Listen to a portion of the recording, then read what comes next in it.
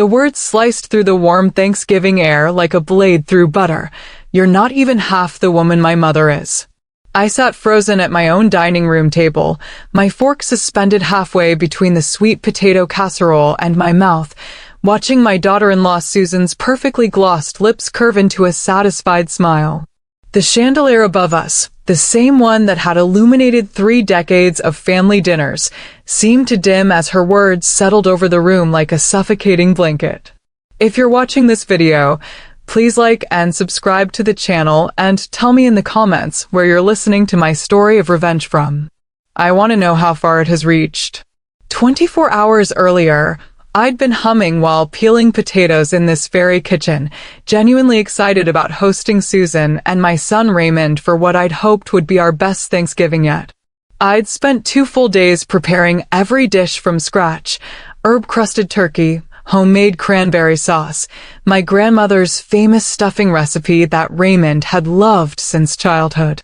The dining room table gleamed with my best china, the set my late husband Peter had surprised me with for our 15th anniversary, the one I only brought out for the most special occasions. Now, as Susan's cruel assessment hung in the air, that same china felt like a mockery.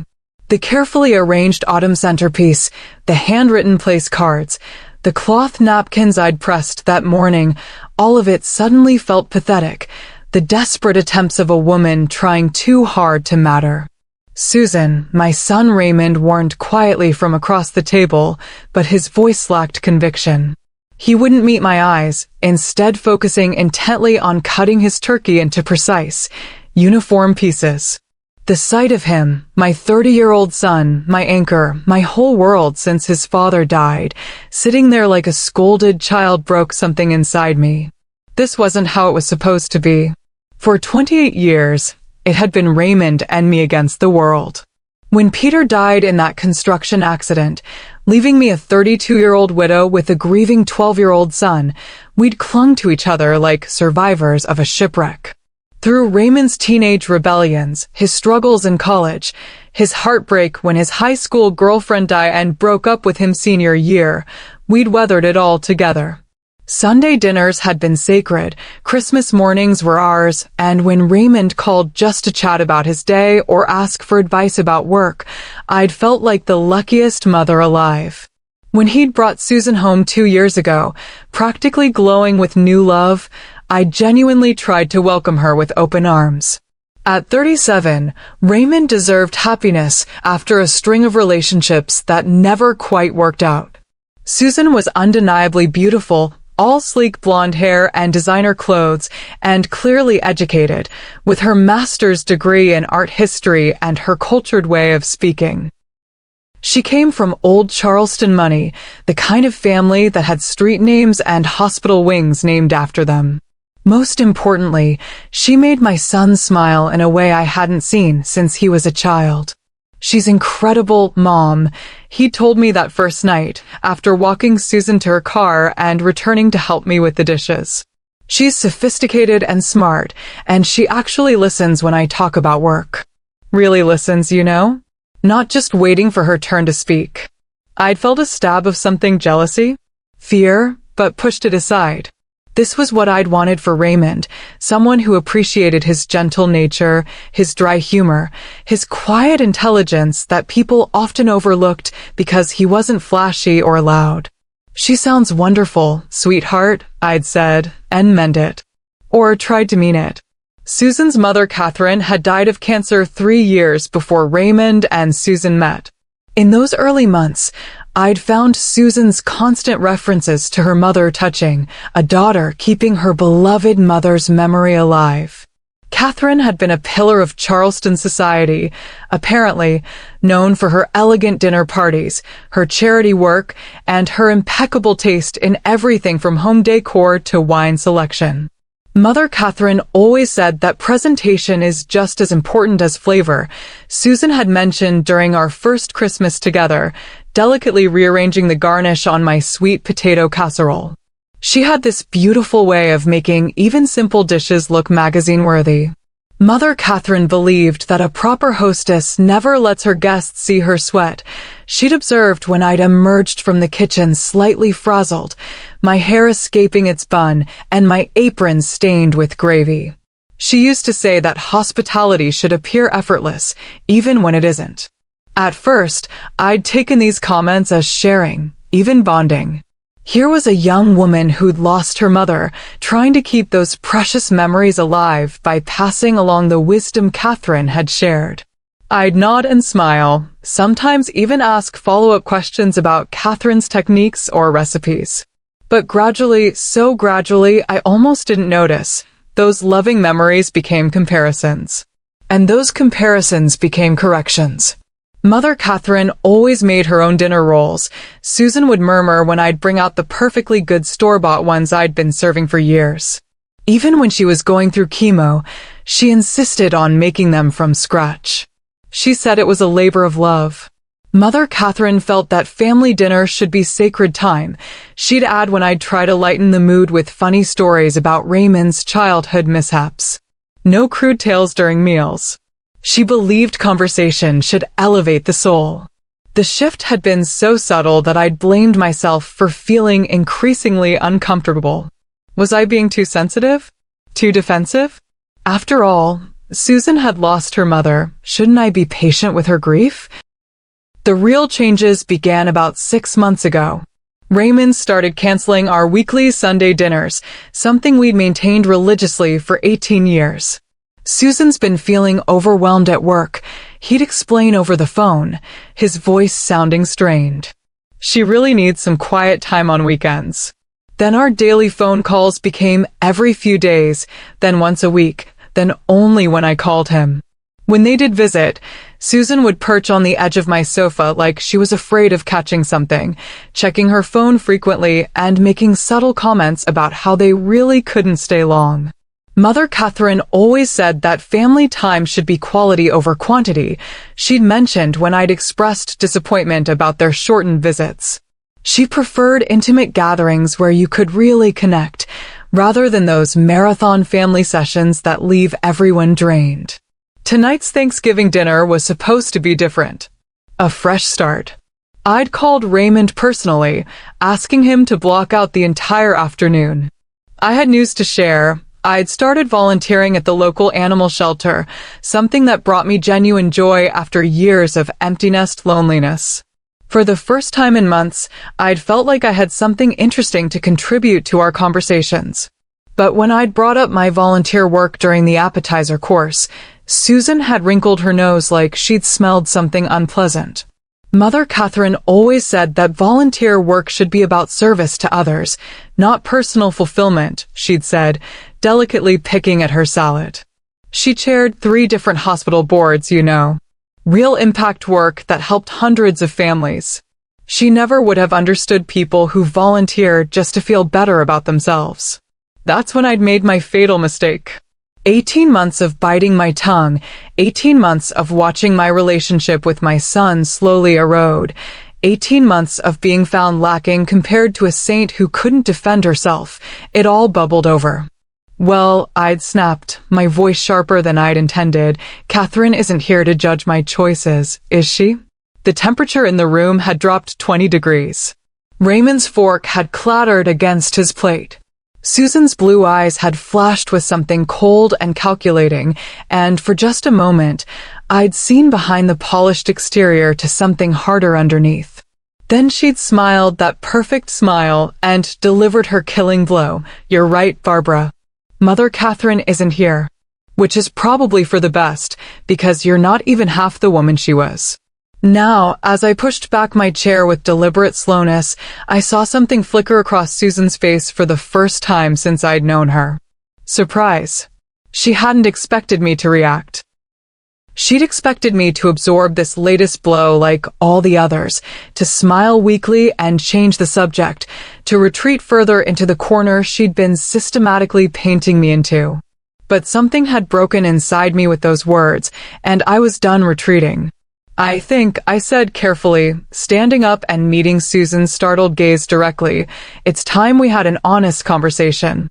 What happened next would change everything, not just for Susan and me, but for our entire family. Because sometimes the truth that's been hiding in plain sight is the most devastating truth of all.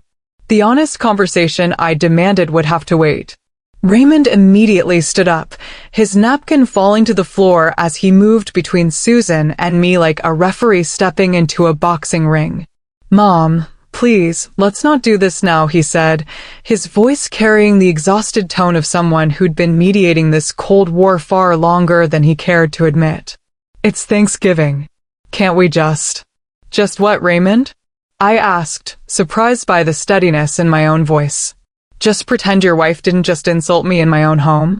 Just ignore the fact that this has been building for 18 months. Susan dabbed at her eyes with her napkin when had she started crying and reached for Raymond's hand. "I'm sorry," she whispered, her voice trembling. "I didn't mean. I'm just so emotional today. Missing Mother Catherine is harder during holidays, and I took it out on Barbara. That wasn't fair." And there it was, the pattern that had been slowly strangling our family dynamic. Susan would push, I would react, and then she would retreat into grief and apologies, leaving Raymond to comfort her while casting disappointed glances at me for being insensitive to his wife's loss. But as I looked at her now, the perfectly timed tears, the calculated vulnerability, I finally saw what I'd been too polite, too hopeful, too naive to recognize before. This wasn't grief. This was strategy. The realization hit me like a physical blow, and suddenly 18 months of subtle manipulations, small cruelties, and careful isolation snapped into focus with terrifying clarity. It had started so innocuously. Those early months when Susan first entered our lives, she'd seemed genuinely interested in our family traditions. She'd asked thoughtful questions about our Christmas Eve rituals, our Sunday dinner routines, the funny stories I'd tell about Raymond's childhood. She'd even brought a notebook once, claiming she wanted to learn our family recipes. "I want to be able to carry on these traditions," she'd said, smiling warmly as I showed her how to make Peter's favorite cornbread dressing. Family heritage is so important. The first crack in that facade appeared during Easter, about 4 months into their relationship. I'd invited them over for our traditional Easter brunch, something Raymond and I had shared every year since Peter died. It was always casual. Just the two of us, pajamas encouraged, mimosas at noon, and a spread of comfort foods that took me back to my own childhood.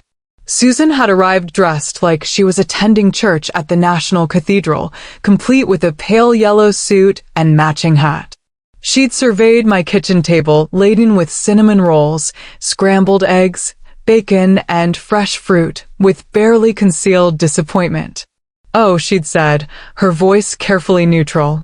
I thought, well, Mother Catherine always did such elaborate Easter spreads. Multiple courses, proper place settings, you know. She said Easter was about celebrating renewal and new life, so everything should be special. Raymond had looked uncomfortable, caught between my obvious hurt and Susan's gentle criticism. "Mom's brunches are special," he'd said quietly. "We've been doing this since I was 12. "Of course they are," Susan had agreed quickly. "I just meant, well, perhaps we could add some elements that might make it even more meaningful." Mother Catherine had this beautiful tradition of writing gratitude letters to each guest, reflecting on the past year's blessings. I'd felt foolish for not thinking of something so thoughtful and embarrassed that our simple tradition seemed childish in comparison. "That sounds lovely," I'd said, already mentally planning how to incorporate more elegance into next year's celebration. But next year's Easter never came. By then, Susan had convinced Raymond that they should spend Easter with her extended family in Charleston, a healing tradition that would help her feel closer to her late mother. The pattern became clearer as the months progressed. Susan would attend our gatherings with increasing reluctance, always finding something lacking when measured against her mother's standards. Slowly, our traditions were deemed insufficient, outdated, or somehow emotionally unhealthy for Susan's grieving process. My friend Margaret from church was the first person to voice what I'd been afraid to acknowledge. We'd been having coffee after Sunday service, a tradition Susan had deemed gossipy and unproductive when Raymond mentioned it, when Margaret had made an observation that stopped me cold. "I don't mean to pry, Barbara," she'd said, stirring sugar into her coffee with unusual deliberation, "but I've noticed Raymond hasn't been to church in months. He used to never miss a Sunday." It was true. Raymond had been raised in our small Presbyterian congregation, had been confirmed there, had even served as an usher during his college years when he was home for breaks. But since Susan entered his life, his church attendance had dwindled to Christmas and Easter, then just Christmas, then nothing at all. "Susan's not really comfortable with organized religion," I'd explained, repeating what Raymond had told me. "She's more spiritual than religious. She finds traditional services too rigid." Margaret had given me a look I couldn't quite interpret. "And what does Raymond find?" I'd had no answer for that. I realized with growing unease that I hadn't heard Raymond express his own preferences about much of anything lately. His opinions had become Susan's opinions, his schedule had become her schedule, his comfort zone had shrunk to match hers. The most painful example came during Raymond's birthday in July. For 28 years, I'd thrown him a small party. Nothing elaborate, just his favorite chocolate cake, a few close friends, and the tradition of looking through photo albums from previous birthdays. It was silly and sentimental, but Raymond had always claimed to love it. That year, Susan had planned a surprise party for him instead. An elegant affair at a trendy restaurant downtown, filled with her friends and colleagues, people Raymond barely knew. When I'd arrived with my homemade cake, I'd found a professional dessert already ordered, a towering creation from Charleston's most expensive bakery. "Oh, Barbara," Susan had said with practiced sympathy, "I should have coordinated with you. But I wanted this to be so special for Raymond, and Mother Catherine always said that milestone birthdays deserved memorable celebrations. She threw the most incredible parties. Everyone still talks about them years later." I'd stood there holding my 3-layer chocolate cake, the same recipe I'd made for Raymond every year since he was 13, and felt completely invisible. None of Raymond's childhood friends were there. None of our family photos were displayed. It was like 28 years of birthdays had been erased and replaced with Susan's vision of how celebrations should look. Raymond had thanked me for the cake, but I'd seen the way he'd glanced nervously at Susan when he'd hugged me, like he was checking for her approval before showing affection to his own mother. That night, I'd called my sister Linda in Florida, something I rarely did because long-distance calls felt like an extravagance. But I'd needed to talk to someone who'd known Raymond since birth, someone who could help me make sense of what was happening. "It sounds like she's isolating him," Linda had said bluntly after I'd poured out the whole story. "Classic control behavior.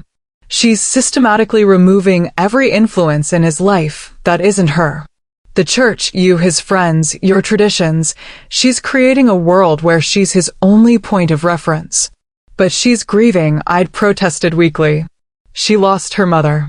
Maybe she just needs more support right now, more of his attention." "Barbara." Linda's voice had been firm.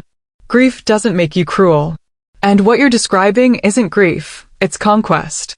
The conversation with Linda had planted a seed of doubt that grew stronger with each subsequent interaction. I'd started paying closer attention to Susan's behavior, looking for patterns instead of isolated incidents. What I discovered was a masterclass in manipulation so subtle that I'd been participating in my own erasure without even realizing it. Every suggestion Susan made came wrapped in concern for Raymond's well-being or respect for her mother's memory. Every criticism was delivered as gentle guidance from someone who simply wanted the best for our family. Every boundary she established was framed as necessary for her healing process, making any objection seem selfish and insensitive. But the cumulative effect was undeniable. I was disappearing from my son's life, one tradition, one conversation, one shared memory at a time. The breaking point had been building for weeks before this Thanksgiving dinner. Raymond's calls had become so infrequent that when my phone rang with his name on the caller ID, my heart would skip with both joy and anxiety.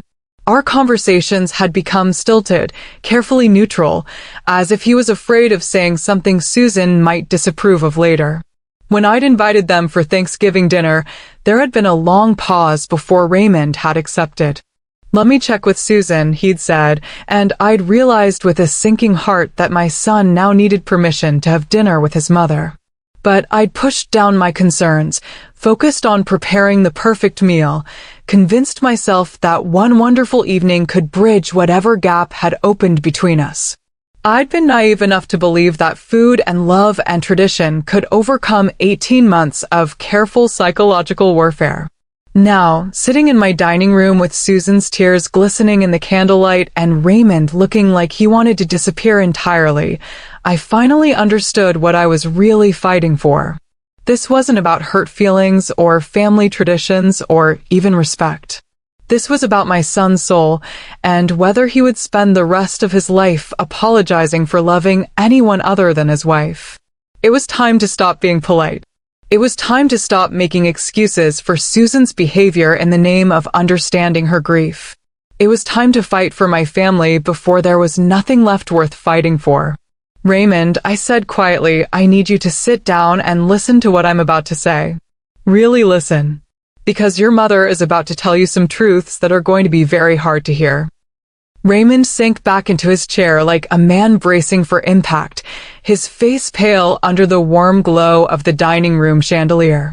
Susan's tears had stopped as suddenly as they'd started, and she sat rigid in her seat, watching me with the sharp attention of a predator assessing a potential threat. "Mom, please," Raymond began, but I held up my hand. "No, sweetheart. You've been protecting Susan's feelings for 18 months, while she systematically destroyed our relationship. Now it's time you heard the truth." I moved to the china cabinet and pulled out a manila folder I'd placed there earlier that afternoon. Insurance, I'd told myself, hoping I'd never need to use it.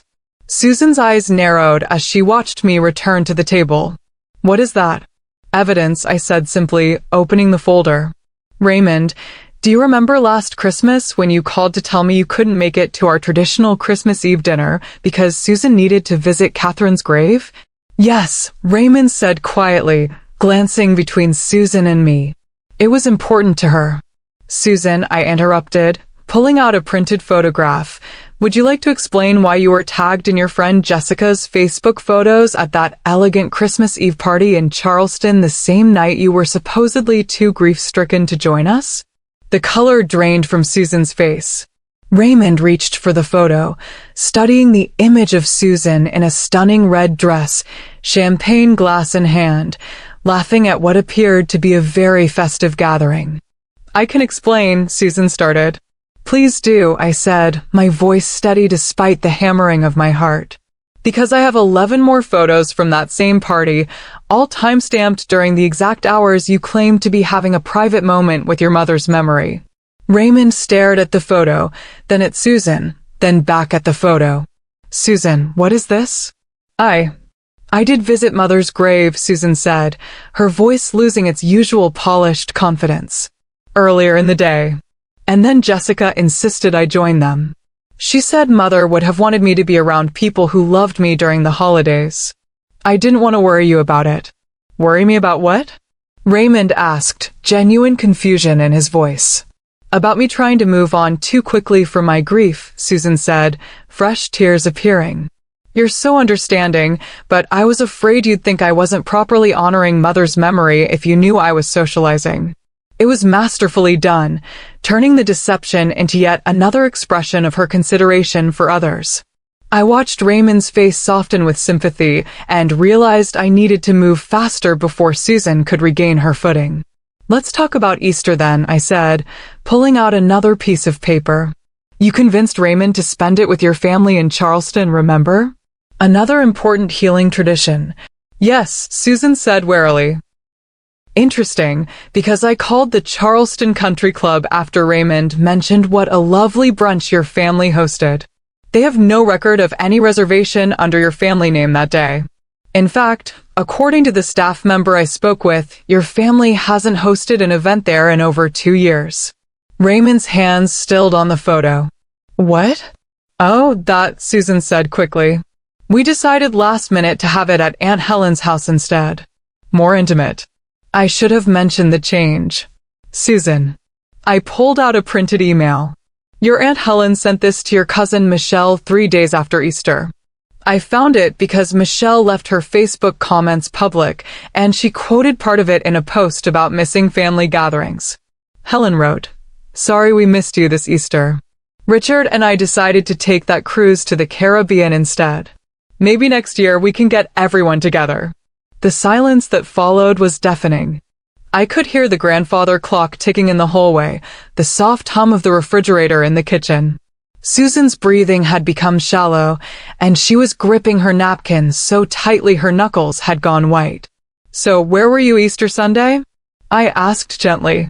Raymond was staring at Susan with an expression I'd never seen before, not anger, exactly, but a kind of dawning awareness that made my heart ache for him.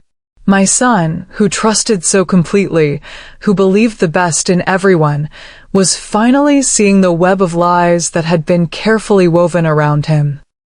We. Susan's composure was cracking. We spent it quietly, just the two of us. I know I told you we were with family, but I was feeling overwhelmed, and I needed Raymond all to myself. Is that so wrong? To want private time with my husband? Not at all, I said. Except you didn't just want private time. You wanted to make sure I couldn't have time with him either. Because you told Raymond that I had said Easter was just another Sunday to me now that he had you in his life. Raymond's head snapped up. You told her what? I never said that, I continued, looking directly at Susan. In fact, Easter has been one of our most cherished traditions since your father died. I've made the same brunch menu for 18 years. But Susan convinced you I was ready to pass the torch to your new family. That's not. Raymond was struggling to process. Susan, you said Mom told you she was tired of hosting holidays. That she wanted to focus on her own life now. Susan's facade was crumbling in real time.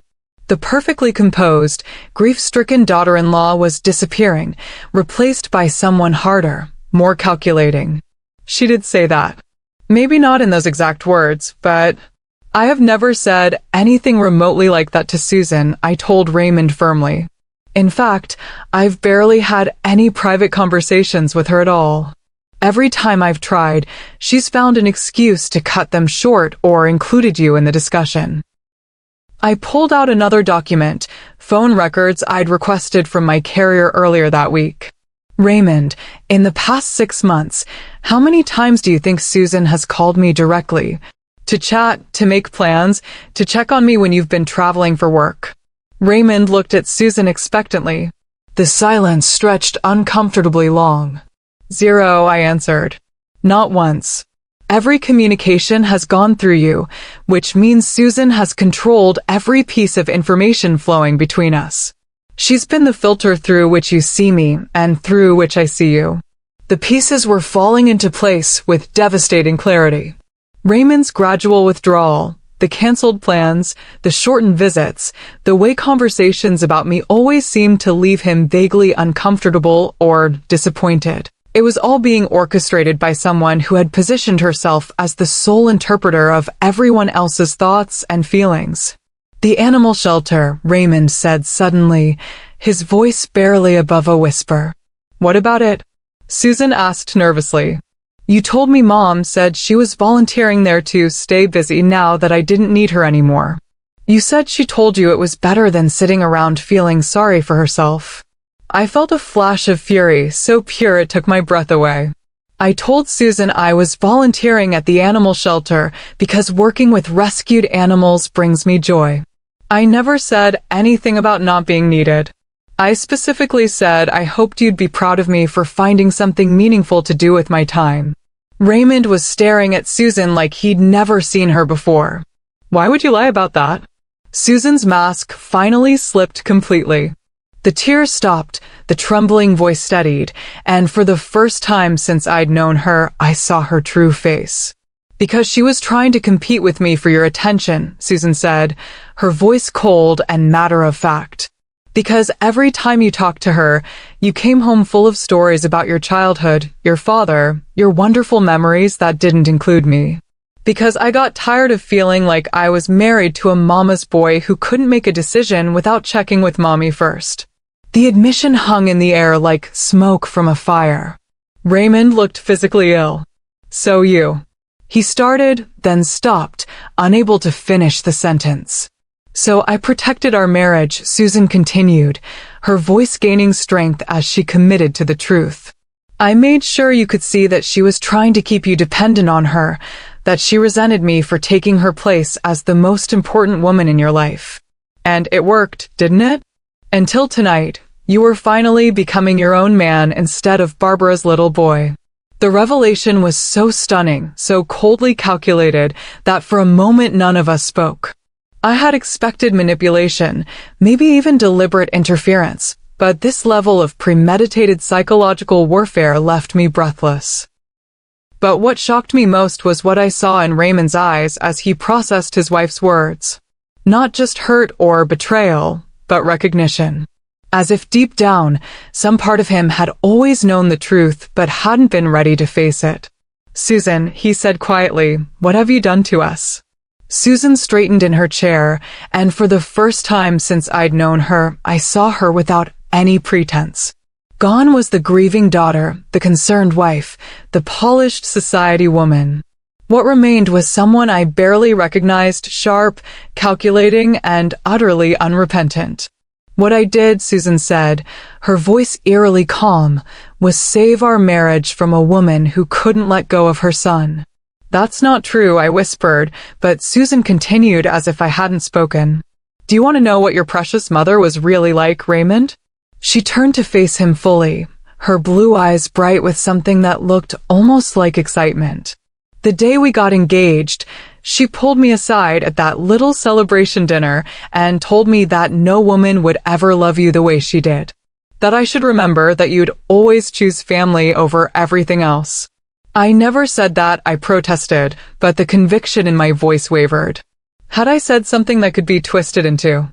You said you'd never seen Raymond happier than when we announced our engagement, Susan continued, and then you said, just remember that family comes first in this house. Always has, always will. You were smiling when you said it, but I knew what you meant. Raymond looked at me with confusion. Did you say that, Mom? I felt the blood drain from my face as the memory came rushing back. I had said those words, but not as a threat. I'd been trying to welcome Susan into our family, to let her know that she was now part of something precious to us. But hearing them repeated back in Susan's cold tone, I could hear how they might have sounded to someone looking for malice. I meant she was family now too, I said weakly. I was trying to. You were marking your territory, Susan interrupted. Just like you did when you insisted on keeping that ugly photo of Raymond's father on the mantle in our first apartment.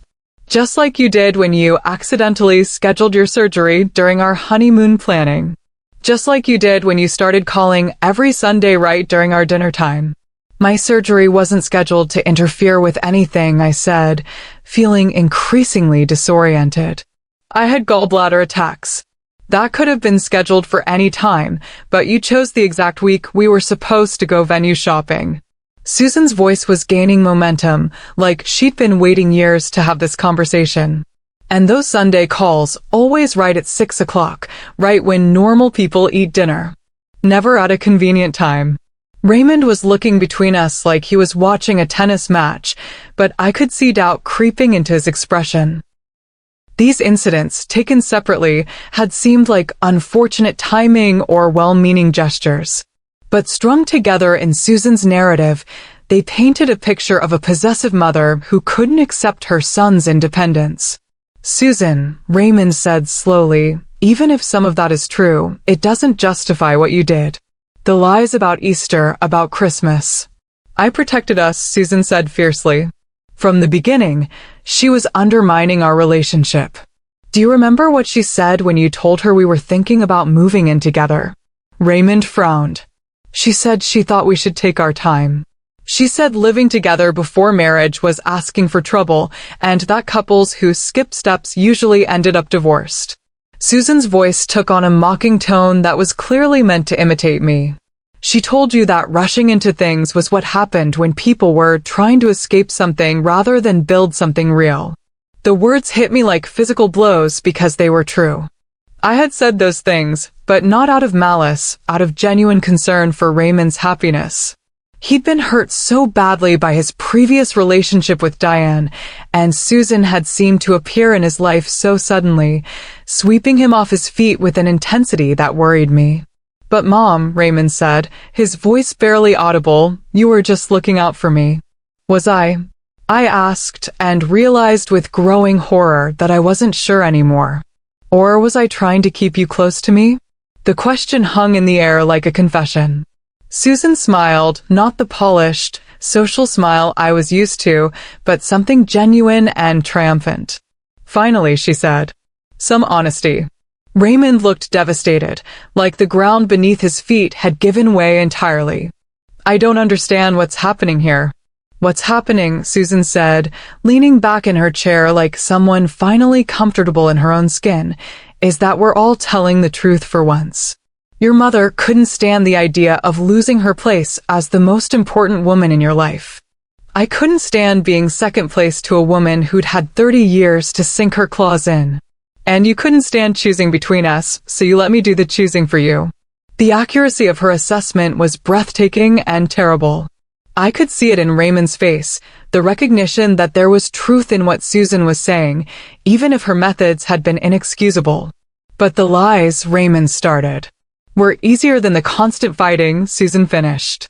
"Every holiday, every phone call, every family decision became a battle between what she wanted and what I wanted. So I simplified things. I made the choices that protected our marriage and our future together.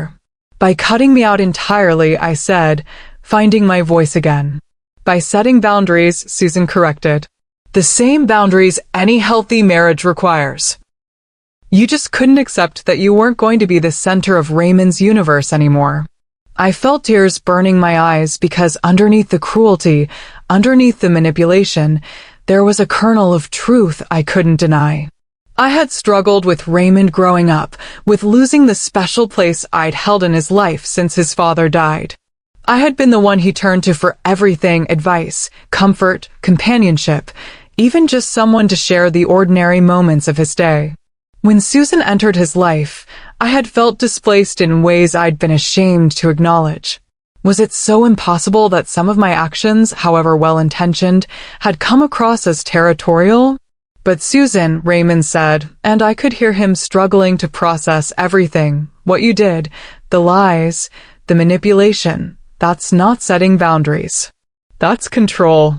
Susan's expression hardened again. "It's survival. You have no idea what it's like to love someone who's already devoted to another woman, even if that woman is his mother." The raw pain in her voice caught me off guard. For the first time, I glimpsed the insecurity and fear that had driven 18 months of calculated cruelty. Susan hadn't been acting out of pure malice. She'd been acting out of terror. Terror that she would never measure up to the bond Raymond and I shared, that she would always be the outsider trying to break into something that had existed long before she arrived. "Susan," I said quietly, "I never wanted to compete with you." "Yes, you did," she said, but her voice had lost some of its edge. "Maybe not consciously, but you did. Every story about Raymond's childhood, every inside joke, every tradition that didn't include me, it was all proof that you knew him better than I ever would." Raymond put his head in his hands. "This is insane. You're both acting like loving someone is a zero-sum game."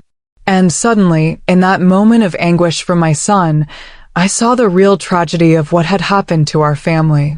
Susan and I had been so focused on fighting each other for Raymond's love that we'd forgotten the most important thing: Raymond didn't have to choose. Love wasn't a finite resource. A son could love his mother and his wife differently but equally. A wife could honor her husband's family relationships without feeling threatened by them. But we'd turned love into a battlefield, and Raymond had been caught in the crossfire. The question now was whether we'd destroyed too much to ever find our way back to each other, or if it was possible to rebuild something better from the wreckage we'd created. The silence that followed Raymond's words stretched like a chasm between us.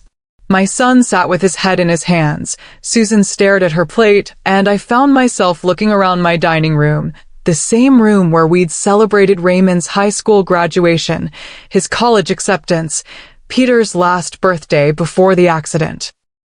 Wondering how we'd arrived at this moment of mutual destruction. "You're right," I said finally, my voice hoarse. "We did turn it into a war, and you were the casualty." Raymond looked up at me, his eyes red-rimmed and exhausted. "Mom, I need to ask you something, and I need you to be completely honest." I nodded, steeling myself for whatever was coming. Did you ever try to undermine my relationship with Susan? Not intentionally, but looking back, do you think you might have been trying to keep me dependent on you? The question I'd been dreading, and the one I knew I had to answer truthfully if there was any hope of salvaging our family. "Yes," I whispered, the admission feeling like it was being torn from my chest. Not consciously, not with any deliberate plan, but yes. When your father died, you became everything to me. My companion, my purpose, my reason for getting up in the morning. And when Susan came along, I felt like I was losing you all over again. Susan looked up sharply, surprise flickering across her face. "I convinced myself I was protecting you," I continued, forcing myself to meet Raymond's eyes. "That I was offering wisdom and guidance. But underneath it all, I think I was terrified of becoming unnecessary in your life." Raymond's shoulders sagged. "And Susan, I need the same honesty from you. Was any of this about grief, or was it all about controlling me?" Susan was quiet for a long moment, her fingers tracing the rim of her water glass.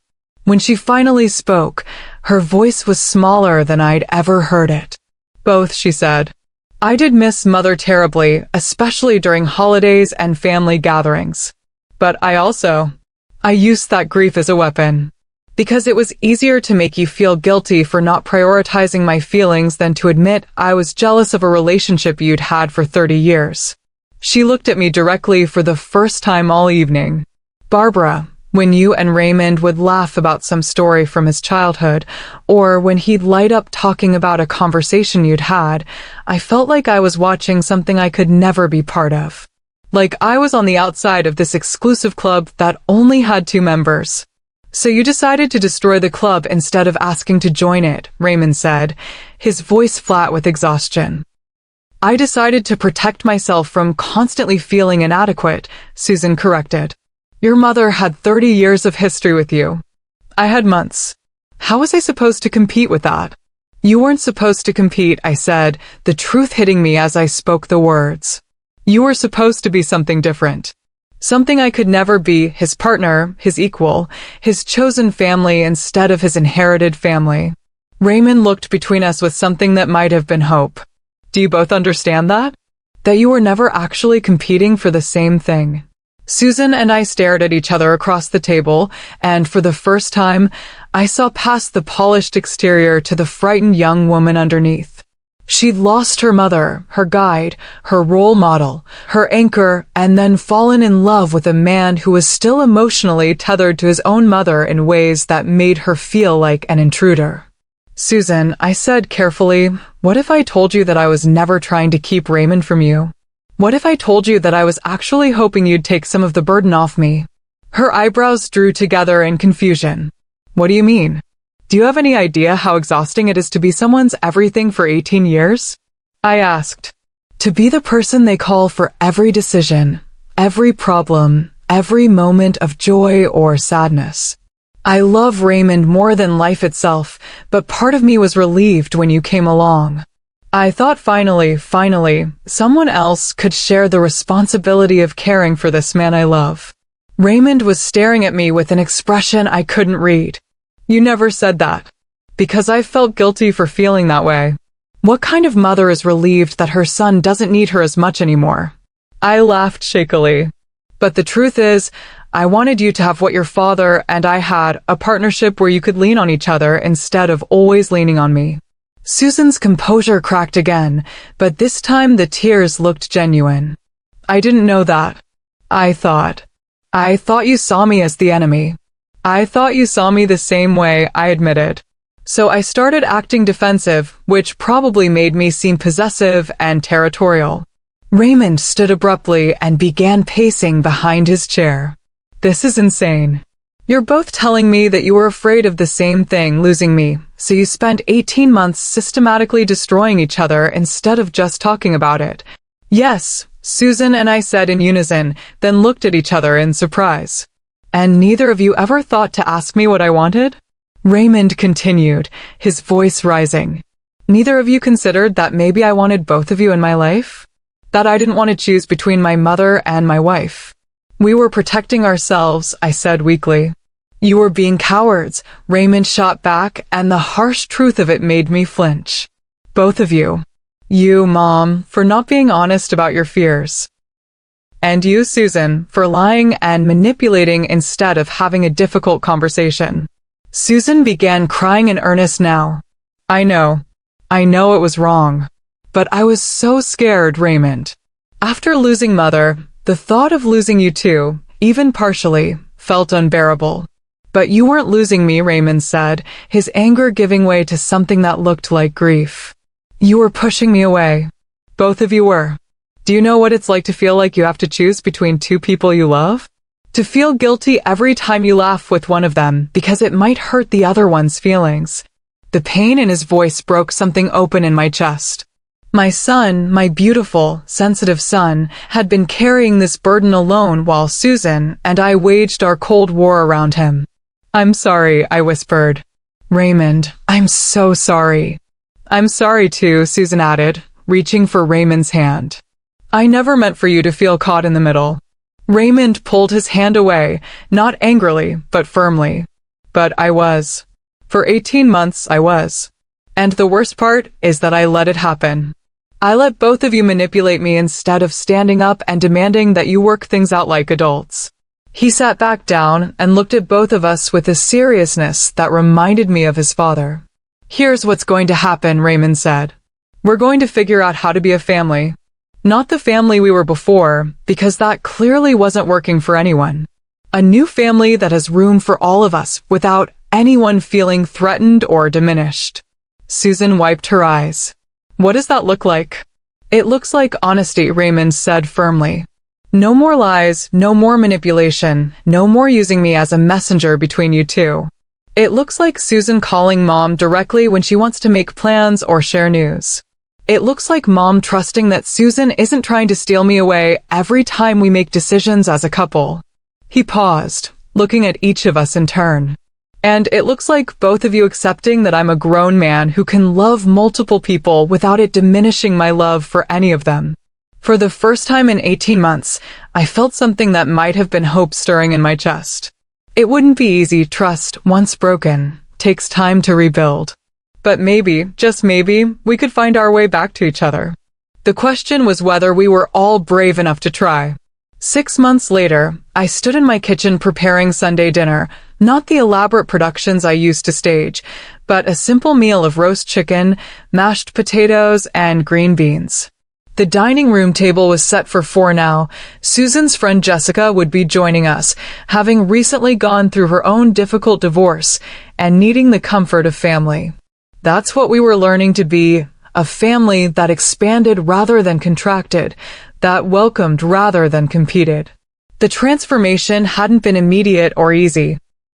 There had been awkward conversations, hurt feelings that needed time to heal, and moments when old patterns threatened to resurface. But slowly, carefully, we'd built something new from the wreckage of what we'd almost destroyed. Susan arrived early, as had become her habit, carrying a bouquet of flowers from her garden and wearing jeans instead of her usual perfect attire. She'd started volunteering at the animal shelter with me, initially as what she laughingly called penance, but now because she'd discovered a genuine gift with the anxious rescue dogs that arrived traumatized and afraid. "How's Luna doing?" I asked, referring to the latest rescue we'd been working with together. She let a child pet her yesterday, Susan said, her face lighting up with genuine joy. First time since she arrived. I think she's finally starting to trust again. The metaphor wasn't lost on either of us. Raymond appeared from the backyard where he'd been setting up chairs for dinner on the patio, something we'd never done in my formal dining room days, but which had become our new tradition when weather permitted.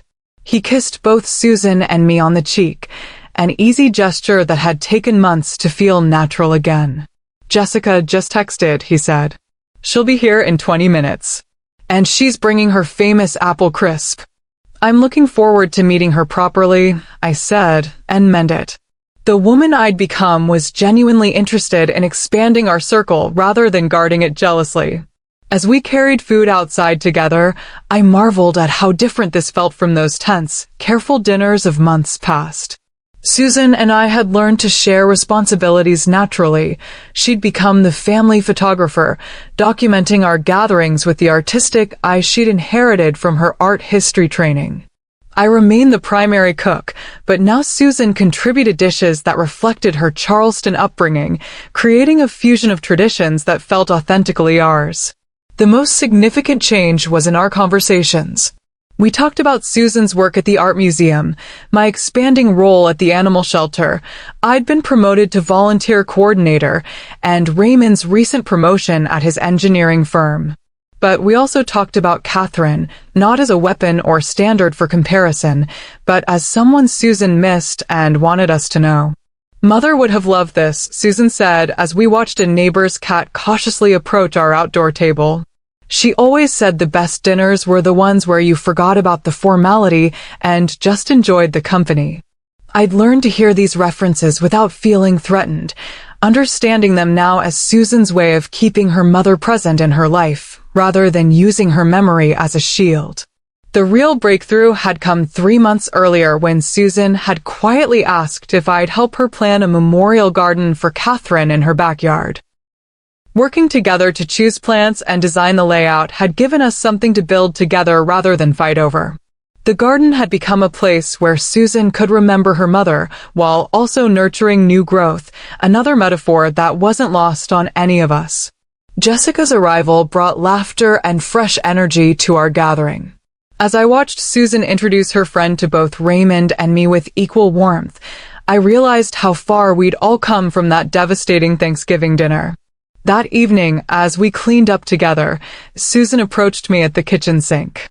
"Barbara," she said quietly, "I need to tell you something." My old instincts flared. What had I done wrong now? But I pushed them aside. "What is it?" I called my therapist yesterday and told her I finally understand what she meant when she said grief and love aren't mutually exclusive. Susan dried a plate carefully before continuing. "I spent so long afraid that loving you and Raymond would somehow diminish my love for Mother that I almost destroyed the chance to love anyone new at all." I dried my hands and turned to face her fully. "What changed your mind?" "Watching you with the rescue animals," she said. "The way you can pour love into every broken dog that arrives without it taking anything away from your love for the ones who came before. Love multiplies, doesn't it? It doesn't divide." That night, alone in my house that no longer felt empty, I reflected on the lessons this painful journey had taught me. First, that fear makes us cruel in ways we never intended. My fear of losing Raymond had made me possessive and territorial. Susan's fear of not measuring up had made her manipulative and dishonest. But underneath the cruelty, we were both just frightened women trying to protect something precious. Second, that love is not a competition. For too long, I'd believed that Susan's place in Raymond's life somehow diminished my own, when the truth was that his capacity for love was infinite. A son's love for his mother and his love for his wife serve completely different needs and exist in completely different spaces.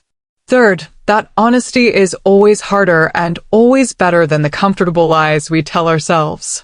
It had been easier to believe Susan was simply jealous or manipulative than to examine my own behavior.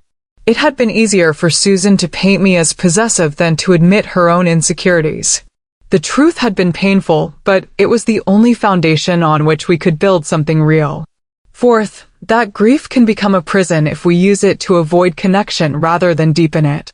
Susan's love for her mother was beautiful and real, but she'd been using it as a wall to keep others out rather than a bridge to let them in. Finally, that family is something we create every day through our choices. Biology gave me a son, but family, real family, required intention, effort, and the willingness to keep choosing each other even when it was difficult. As I turned off the kitchen lights and headed upstairs, I felt something I hadn't experienced in years, genuine excitement for the future. Tomorrow, Susan and I would be visiting the animal shelter together. Next weekend, we were all driving to Charleston to visit Catherine's grave, not as a test or performance, but because I wanted to pay my respects to the woman who'd raised the daughter-in-law I was finally getting to know. And next month, Raymond and Susan would be celebrating their 3rd wedding anniversary with a party that honored both their love story and the family they'd chosen to include in it. We weren't the same family we'd been before the crisis, and that was exactly as it should be. We'd become something better, a family that had learned to grow rather than guard, to include rather than exclude, to love more rather than love less. Sometimes the best thing that can happen to a family is having to rebuild it from the ground up, with intention this time, and with room for everyone.